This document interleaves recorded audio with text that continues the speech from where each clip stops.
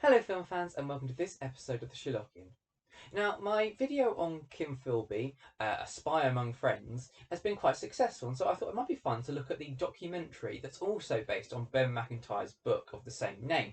The documentary is called Kim Philby, His Most Intimate Betrayal, and I thought it'd be a bit of a laugh if we compared the TV series along with the documentary and sort of see where how they compare and contrast. Now, the one thing I do like about the documentary is that it really digs in deep to Kim Philby's relationship with Nicholas Elliot. Now, this might sound a bit strange because, after all, that is kind of the major setup of the ITV series.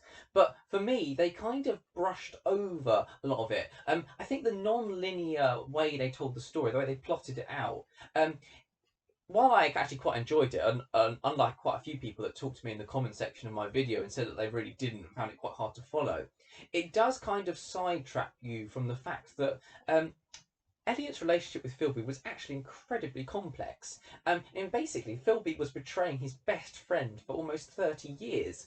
Now, this kind of they always gloss over this in the drama series and focus more on the kind of the aftermath. But the documentary series takes a really in-depth look at Elliot and Philby's relationship and how Philby only managed this. You know, what kind of a man was Nicholas Elliot, and how did he not notice his best friend was spying for the Russians for years and years and years? Especially the fact he was himself quite a competent spy in his own right. Now, what I particularly like about this documentary is that, unlike the film, or rather the TV series, which I feel is kind of sympathetic towards Philby, at least towards his kind of dilemma, and it takes a deep look at his kind of very unhappy experiences in the Soviet Union and how the Soviets really don't trust him and how this makes him feel. I get the sense from the documentary that Ben Macintyre, who presents it, really doesn't like Kim Philby. He considers him, a complete and utter treacherous, creepy, you know what. And it's very easy to come to this opinion through the documentary itself. My particular favourite bit is the way it describes how basically Philby wrote a report on Elliot, his best friend, to his KGB handlers, which is actually itself quite revealing. Mr. Nicholas Elliot, 24, 5 foot 9 inches, brown hair, prominent lips, black glasses. Ugly and rather pig-like to look at. Good brain, good sense of humour, likes a drink, but was recently very ill and now as a consequence drinks little. Now, I don't know about you, but describing your best friend as pig-faced, which, to be fair to Philby, is not a particularly untruthful adjective to describe Nicholas Elliot. He certainly wasn't the most, handsome bloke ever. Still seems a bit, mean and cutting. But what they really do, and I take my hats off to the actors who portrayed them in the kind of reconstructions. They really get their relationship down brilliantly. Probably better even than the films, or rather the TV series does. What I particularly enjoyed is they actually made the TV series even better for me because I realised that there's a scene in one of the episodes where you see Philby and Elliot carousing in a flashback. And in this scene, Philby gets Elliot to tell the story about how someone once asked him whether his wife knew what he did. Now, this goes into far more in depth in the documentary series, where Ben Macintyre actually plays out the reconstruction with him as both the Colonel interviewing Elliot and Elliot himself. And it's an absolutely brilliant scene. Basically, Elliot's called in for like an informal kind of security review because the chaps at MI6 are a bit worried. They think, security might be getting a bit lax. So the Colonel interviewing him says, right, I'll sit down, Mr. Elliot, sit down. Now, does your wife know what you do? And Elliot says, well, yes, she does. And the Colonel looks a bit shocked and he says, oh, my goodness, and how did that come about? And Elliot says, well, she was my secretary for 3 years, so I think she might possibly have figured it out. And the Colonel goes, oh, well, what about your mother? What does she think you do? And he says, she thinks I work for the Secret Intelligence Service. and the Colonel looks even more shocked and says, oh, really? Oh, and how did that come about, Mr. Elliot?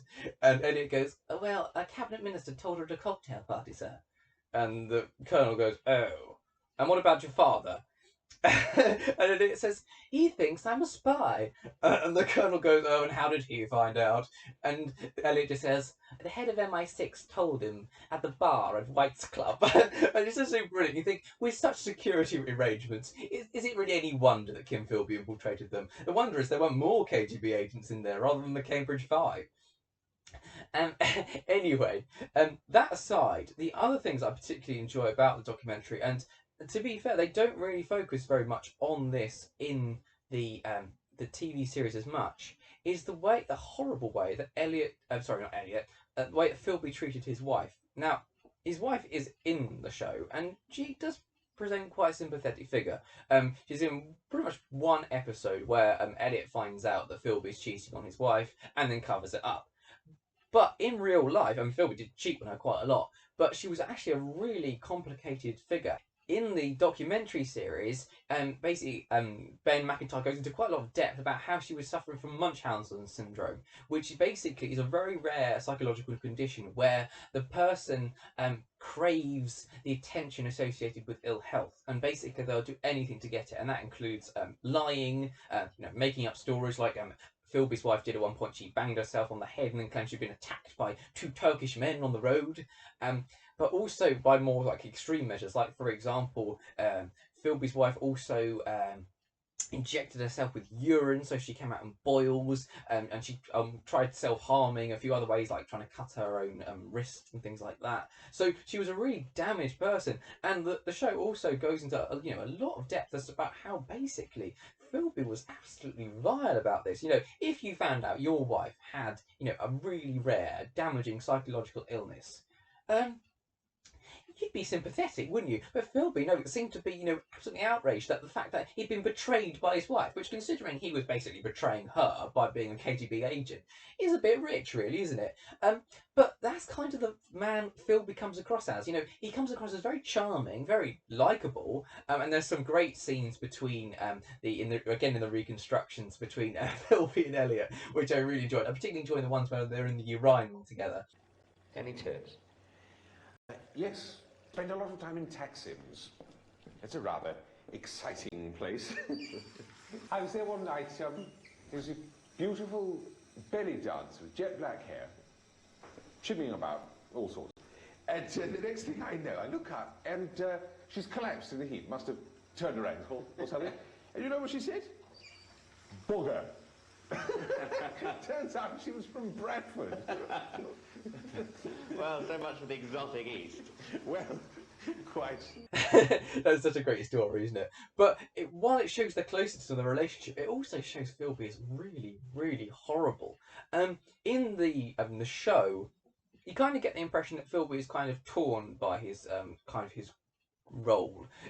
When, for example, in the completely fictional scenario when the American agents are shot by the Russians, and Philby seems horrified by this. He says, that's not playing the game at all. You should have, tried to get more information out of them. You should have, played along with the pretense I was making.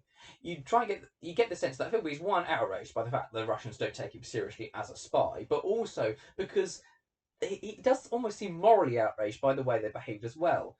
But you don't get any sense of that in the documentary. Ben Macintyre makes it very plain that Philby was a very ruthless individual, and he was responsible for so many deaths of his colleagues. In fact, when he was in Istanbul, he was basically in charge of running agents into a lot of the southern Eastern Bloc states. In fact, a lot of them were actually part of the Soviet Union, so places like Ukraine and the Crimea and Kazakhstan and Georgia, places like that, along kind of the the northern Bosphorus. And Philby basically was running agents on the one hand, and then feeding the information to the Russians with the other. And you do get the sense, if he was completely unrepentant about this. He said things like, they knew what they were getting themselves into, and that does kind of smack, doesn't it? It's called self-justification. But also, you sort of think, what a slimy what's it? Really, you were betraying your colleagues, and you didn't even have the remotest part of empathy with them? I suppose if he had, he wouldn't have made a very good KGB agent, but still, you kind of think, ugh. The other thing that really took me by surprise, actually, was that Philby even betrayed his own dad. Now, his dad was actually a really interesting figure in his own right. He was a kind of like a forgotten Lawrence of Arabia. He was like a British explorer, but also like a colonial intelligence officer, and which is why the KGB was interested in him.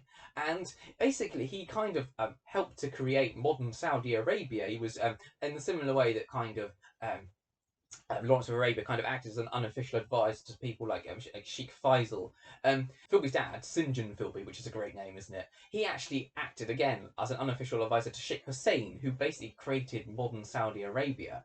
And in fact, Sinjan Philby actually married. He converted to Islam in 1930. But also, his second wife was also from Saudi Arabia. So he lived a really interesting life. As interesting as his son, really. And it's amazing that no one's really ever heard of him. But also, you think Kim Philby was prepared to spy on his own father. I mean, that was actually his first assignment. It's almost like the KGB were testing to see how loyal he was. But you kind of think, wow, what a slimy toad. The last thing I mentioned before, but I end this video is in the last episode I made. I was a bit snarky, shall we say, about the MI6 recruitment process at the time. I even did a little parody video of it. Oh, so you'd like to join the Secret Intelligence Service, would you? Well, we've got some very hard questions we need to ask you, Mr. Philby, to see if you're suitable. Right, first of all, where did you go to school? Winchester, sir. Winchester, oh, jolly good. Right, second question, where did you go to university? Oh, Cambridge, sir, Cambridge. Oh, excellent, jolly good. Finally, what is your last name? Philby, sir, Philby, you mentioned it before. Philby? Philby, of course, Philby. Known your Uncle Buffy for years. Oh, jolly good. Yeah, welcome to the Secret Intelligence Service, Mr. Philby. Yeah, you're exactly the right kind of chap we want. Now, you might have thought that I made that up. And indeed, I did make up a lot of that. But it's not actually any weirder than the way that people like Elliot or Philby were recruited in the first place in real life. Elliot was recruited. In fact, he wasn't recruited. He joined MI6 voluntarily just before the Second World War. And basically, he was at Ascot and he found one of his dad's friends, Robert Vansittart, who was kind of, I think Vansittart was a politician, but he was kind of involved in intelligence. And basically asked him to try and get him into MI6. And Vansittart said, I am relieved you have asked me something so easy. And one did it almost straight away. And again, Philby was almost as bad in a way. He was interviewed for the role, but his reference was the deputy chief of MI6, who said, yes, he's fine, because I know his people. And you think, wow. Not even I know him, I know his people. You think, really? Is it any wonder, really, that they were infiltrated by the KGB with such, rigorous security on their recruitment? But anyway, I thoroughly enjoyed the documentary. It's brilliant. I would thoroughly recommend it. Indeed, even if you don't particularly enjoy the ITV series, it's worth a watch. Simply because it's far more linear, so it's much easier to understand, and it's every bit as captivating. If you enjoyed the show, you'll definitely enjoy this. And even if you didn't enjoy the show, I think you'd probably find something interesting, as long as you like history and spies and stuff. But anyway, that was my review of Ben Macintyre's Kim Philby's Most Intimate Betrayal. I hope you enjoyed that. If you'd like to subscribe to the channel, there's a link. There's a button down below you can press and subscribe. You can also find a link to my Twitter page in the description of the video below. Anyway, thanks for watching, and I'll see you in the next one. Goodbye.